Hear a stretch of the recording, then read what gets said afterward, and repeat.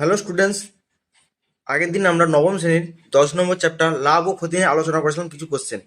আজকে আমরা সেই ভিডিওরই সেকেন্ড পার্ট নিয়ে এসেছি এবং এখানে আমরা আরও কিছু কোশ্চেন নিয়ে আলোচনা করব। দেখো, এখানে আমরা আগের দিন আমরা 3 দেখা পর্যন্ত অঙ্ক করেছিলাম, আজকে আমরা 4 দেখা অঙ্কটা করব।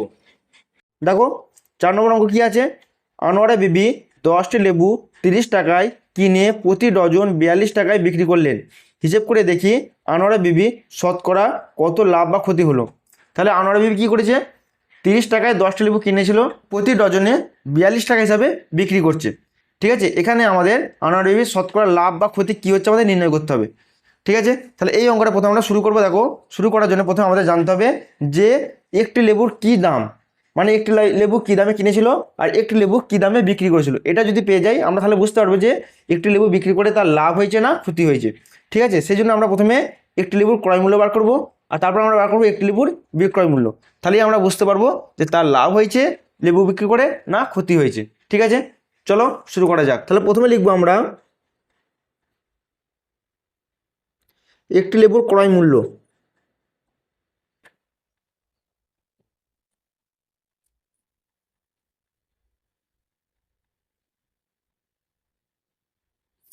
একটি লেবুর ক্রয় মূল্য দেখো দেখো আমাদের লেবুর দাম বলেছে 30 টাকা। কটি লেবু? 10টি লেবু। তার মানে কি 30 টাকায় পাওয়া যাচ্ছে 10টি লেবু। তাহলে একটি লেবুর দাম কত হবে? 30/10। তাহলে এখানেই তাই করবো আমরা। একটি লেবু ক্রয় মূল্য হবে আমাদের 30/10, মানে হচ্ছে আমাদের 3 টাকা। ঠিক আছে, এরপর আমরা লিখব যে একটি লেবুর বিক্রয় মূল্য।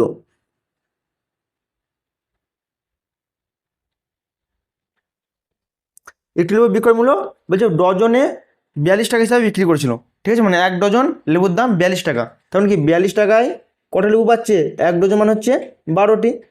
তাহলে একটি লেবুর দাম কত? 42/12 করলে হচ্ছে আমাদের 3.50 টাকা, মানে 3 টাকা 50 পয়সা। তাহলে 3 টাকায় লেবু কিনেছে, মানে 3 টাকা 50 পয়সা হিসাবে লেবু বিক্রি করেছে। তাহলে দেখতে পাচ্ছি আমরা নিশ্চয়ই লাভ হয়েছে তার। তাহলে লিখবো আমরা লেবু বিক্রি করে লাভ হয়, একটি লেবুতে লাভ হয়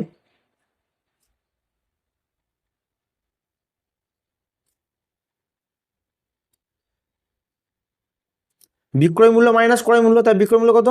3 টাকা 50 পয়সা মাইনাস 3 টাকা দিয়ে বিয়োগ করলে হচ্ছে আমাদের 0.5 টাকা বা 50 পয়সা। তাহলে শতকরা লাভ বার করব। শতকরা লাভ কত হবে আমাদের? যেটা লাভ সেটা উপরে লিখতে হবে, মানে 0.50টা উপরে, আর আমাদের ক্রয় মূল্য নিচে। ক্রয় মূল্য কত আমাদের? 3 টাকা, তার 3টা নিচে আর গুণিত 100। এই দশমিকটা তোলার জন্য নিচে আমাদের 100 নিয়ে আসতে হবে, কারণ দশমিকের পর দুটো সংখ্যা আছে, সেই জন্য একের গায়ে দুটো সংখ্যা আমাদের ভাগ করতে হবে। কাটাকুটি করলে দেখো 100 কেটে যাচ্ছে, 50/3। 50/3 মানে হচ্ছে আমাদের 16.2/3%। তাহলে লিখবো তার লেবু বিক্রি করে লাভ হয় 16.3%। পাঁচের অঙ্কটা আছে আমাদের, অমলবাবু একটি ছবি 20% ক্ষতিতে বিক্রি করলেন, কিন্তু আরও 200 টাকা বেশি মূল্যে বিক্রি করলে 5% লাভ করতেন। ঠিক আছে, তিনি ছবিটি কত মূল্যে কিনেছিলেন হিসাব করে দেখি। তাহলে প্রথমে দেখো অমলবাবু ছবিটা বিক্রি করছে 20% ক্ষতিতে, কিন্তু যখনই ছবিটা 200 টাকা বেশি মূল্যে বিক্রি করবে, মানে 200 টাকা বেশি দামে বিক্রি করবে, তখন তার ক্ষতি ছাড়াও দেখো 5% লাভ হচ্ছে। তার মানে কি এই 200 টাকাটা 20% ক্ষতিটা মেকআপ করছে, আর কি করছে? 5% লাভটা নিয়ে আসছে। মানে এই 200 টাকাটা হচ্ছে 20% ক্ষতি মেকআপ করলো, আবার 5% লাভ নিয়ে এলো। তাহলে এই অঙ্কটা আমরা কীভাবে করবো? দেখো, লিখবো মোট ক্ষতি প্লাস লাভ সমান কত টাকা মেকআপ করছে সেটা লিখবো আমরা। প্রথমে লিখছি দেখো আমরা ক্ষতি প্লাস লাভ, লিখবো আমরা 20 + 5 মানে হচ্ছে 25% মেকআপ করছে। 25% মেকআপ করছে কি? এই 200 টাকাটা, 200 টাকা দাম বাড়ালে তাহলে লিখবো 25% সমান লিখতে পারি আমরা 200। আর 100% মানেই হচ্ছে আমাদের ক্রয় মূল্য। তাহলে 100% সমান কত হবে সেটা বার করলে আমরা ক্রয় মূল্য পেয়ে যাব। তাহলে 200/25, এটা উপরে হয় এটা নিচে হবে, ওই কি নিয়ম। তাহলে গুণিত এটা কী হবে আমাদের? এটা গুণ চিহ্ন দিয়ে 100। তাহলে কি বললাম? 25% সমান 200, 100% সমান কত?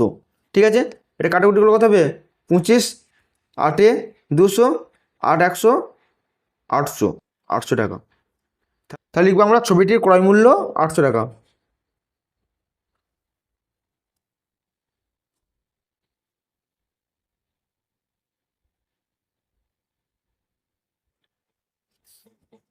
এরপর আমরা 6 অঙ্কটা করব। 6 অঙ্কটা কি আছে দেখো, সুপ্রিয়া একটি ঘড়ি কিনেছে, যদি সে ঘড়িটি 370 টাকায় বিক্রি করে তখন তার যত টাকা লাভ হবে, 210 টাকায় বিক্রি করলে তত টাকা ক্ষতি হবে, হিসেব করে ঘড়িটির ক্রয় মূল্য লিখি। তাহলে কি জানতে চাইছে, বলছি সুপ্রিয়া একটা ঘড়ি কিনেছিল, 370 টাকা যদি সে ঘড়িটা বিক্রি করে, যত টাকা তার লাভ হবে, 210 টাকা যদি সে বিক্রি করে তাহলে তার তত টাকাই ক্ষতি হবে। তার মানে কি 370 টাকা বিক্রি করলে যত টাকা লাভ, আর 210 টাকা বিক্রি করলে তত টাকা ক্ষতি। তাহলে এই অঙ্কটা আমরা কীভাবে করবো দেখো।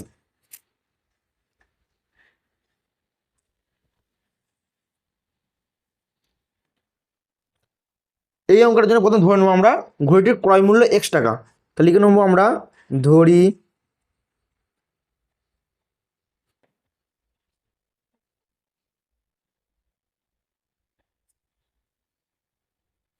X টাকা, ঠিক আছে। অর্থাৎ 370 টাকায় বিক্রি করে তার লাভ কত হবে, 370 টাকা তো বিক্রি করেছে, তা 370 টাকায় বিক্রি করলে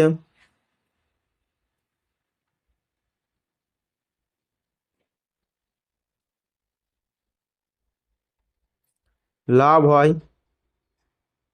কত, যেহেতু লাভ হয় বলেছে 370 টাকা বিক্রি করলে, তাহলে 370 টাকা নিশ্চয়ই বেশি, বিক্রয় মূল্যটা নিশ্চয়ই বেশি ক্রয় মূল্যের থেকে। তাহলে কী হবে, 370 মাইনাস X হবে এত টাকা, ঠিক আছে। এবার দেখো আমাদের বলছে 210 টাকা বিক্রি করলে ক্ষতি হচ্ছে, তাহলে 210 টাকায় বিক্রি করলে ক্ষতি হয় লিখবো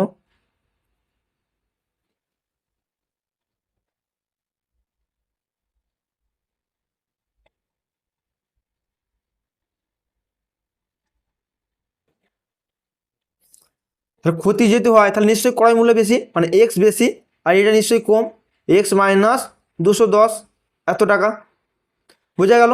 এবার কী বলেছিল আমাদের, লাভ আর ক্ষতি আমাদের সমান সমান হবে, মানে এত টাকায় বিক্রি করলে যেই লাভটা হবে আর এত টাকায় বিক্রি করলে যেই ক্ষতিটা হবে সেই দুটোর পরিমাণ আমাদের সমান। তার মানে কী বলতে পারি, এইটা সমান এইটা, তার শর্ত অনুসারে কী বলতে পারি আমরা, 370 মাইনাস X সমান হচ্ছে X মাইনাস 210, ঠিক আছে। তাহলে এটা সমাধান করলে কী হবে, এক্সগুলো এক কাছে নেবে, মাইনাস এক্স এই এক্সটা এদিকে গেলে মাইনাস হয়ে যাবে, আর মাইনাস 210 এদিকে ছিল, আর 370টা এদিকে গেলে হবে মাইনাস 370, তাহলে মাইনাস 2x সমান হচ্ছে মাইনাস 580, দুটি মাইনাস আসবে না যোগ হয়ে যাবে 580, তাহলে এই মাইনাস মাইনাস কেটে গেল, এক্স সমান কত হবে 580/2, 580কে 2 দিয়ে ভাগ করলে কত হচ্ছে 290 টাকা। তাহলে এক্স এর মান পেয়ে গেলাম 290, আর এক্স মান কি ধরেছিলাম আমরা, ক্রয় মূল্য ধরেছিলাম, অতএব ক্রয় মূল্য আমাদের 290 টাকা। তো লিখবো ঘড়িটির ক্রয় মূল্য 290 টাকা।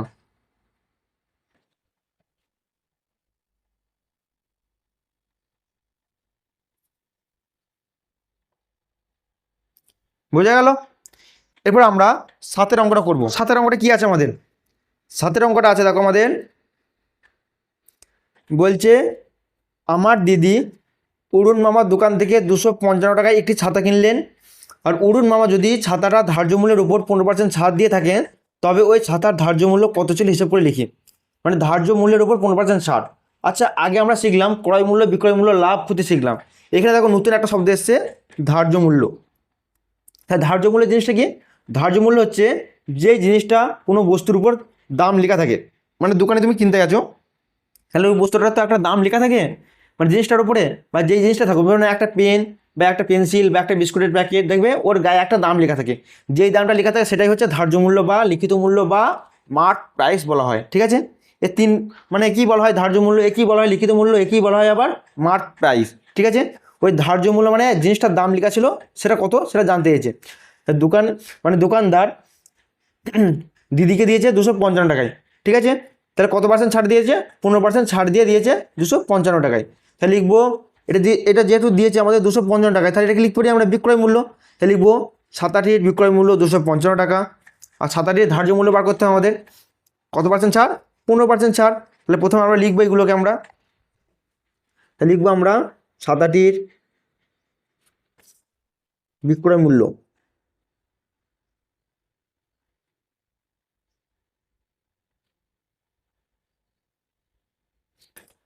ছাতার বিক্রয় মূল্য দেওয়া ছিল 255 টাকা, আর ছাড় দেওয়া আছে কত আমাদের 15% ছাড়। দেখো 15% ছাড়টা কার উপর দিচ্ছে, 15% ছাড় মানে হচ্ছে 100 টাকা যদি দাম লেখা থাকে তার থেকে আমাদের 15 টাকা ছাড় দিচ্ছে, মানে তখন কত টাকা দাম হচ্ছে আমাদের 85 টাকা। তাহলে 85 টাকাটা কার সমান? 255 সমান। তাহলে আমরা লিখতে পারি, একবার লিখতে পারি ধার্য মূল্য সমান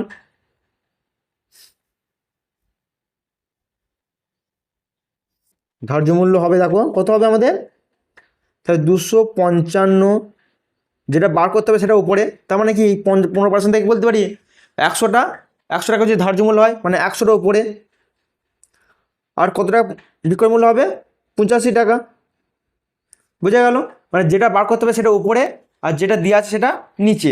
তাহলে 15% থেকে পেলাম, দেখো 100টা হচ্ছে আমার ধার্য মূল্য আর 85 হচ্ছে আমাদের বিক্রয় মূল্য, সেই জন্য বিক্রয় মূল্য নিচে আর ধার্য মূল্য আমাদের উপরে। ঠিক আছে, এবার এটা কাটাকুটি করবো।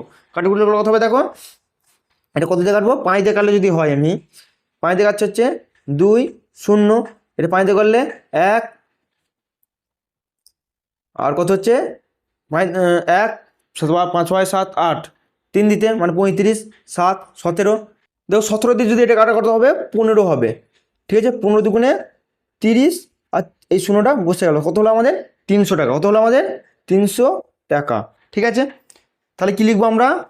7টাটির ধার্য মূল্য 300 টাকা। 7টার ধার্য মূল্য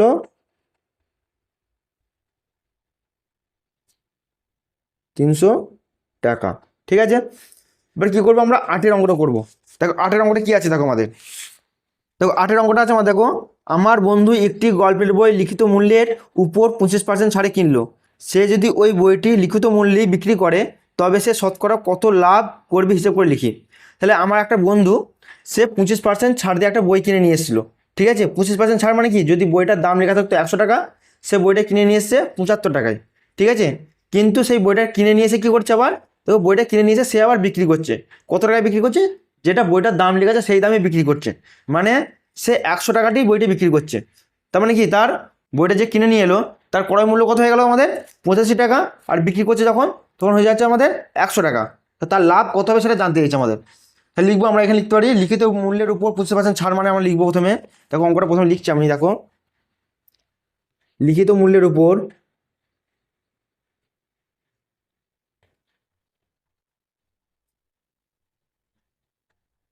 25% ছাড়,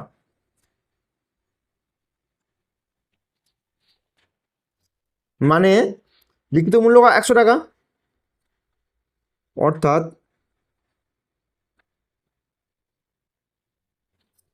লিখিত মূল্য 100 টাকা হলে বিক্রয় মূল্য কত হবে আমাদের?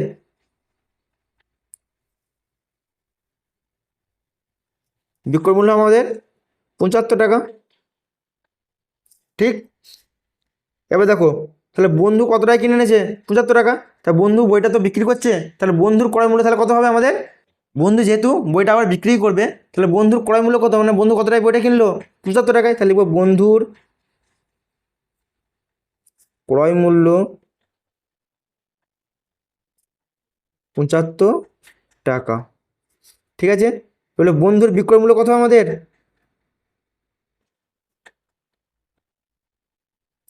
বন্ধু বিক্রি করছে বইটা যেই দামটা লেখা ছিল বইটা সেইটাই, তার মানে কি লিখিত মূল্য কত? 100 টাকা। তাহলে বন্ধুর বিক্রয় মূল্য কত আমাদের? 100 টাকা। তাহলে বন্ধুর লাভ কত হয়? তাহলে বন্ধুর লাভ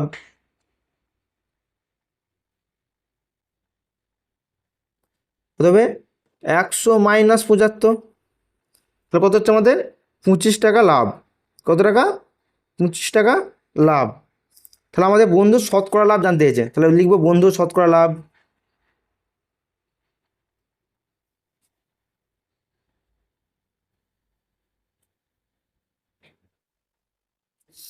শতকরা লাভে বার করার নিয়ম কি বলেছিলাম? উপরে লাভটা হবে, নিচে আমাদের ক্রয় মূল্য হবে। ক্রয় মূল্য কত টাকা কিনেছে? 75 টাকা, তাহলে নিচে হবে 75 গুণিত হবে 100। তাহলে এটা কাটাকুটি করতে হবে। কাটাকুটিগুলো কত হচ্ছে দেখো আমাদের, এটা 75কে আমরা প্রথমে যদি এটা 5 দিয়ে কাটলে 5, এটা 5 দিয়ে কাটলে হচ্ছে আমাদের 15। ঠিক আছে, আর 5 দিয়ে কাটলে কত হচ্ছে আমাদের? 3, নিচে 3, ওপরে 100, কত হচ্ছে আমাদের? 100/3, 100/3। 100/3কে আমাদের যদি পূর্ণে ভাঙা হয় তাহলে কত হবে আমাদের? 33 পূর্ণ 1/3%। তাহলে কত হচ্ছে বন্ধুর শতকরা লাভ হচ্ছে 33.1/3%। বোঝা গেল? তাহলে অথবা উত্তর লিখে নেবো আমরা, বন্ধুর শতকরা লাভ হবে 33.1/3%। আশা করি তোমরা বুঝতে পেরেছো। আজকে এই পর্যন্তই। নেক্সট ভিডিওতে আমরা আরও পরের অঙ্কগুলো নিয়ে আলোচনা করব। ঠিক আছে? ভিডিওটি ভালো লাগলে অবশ্যই লাইক শেয়ার করে দেবে। Thank you.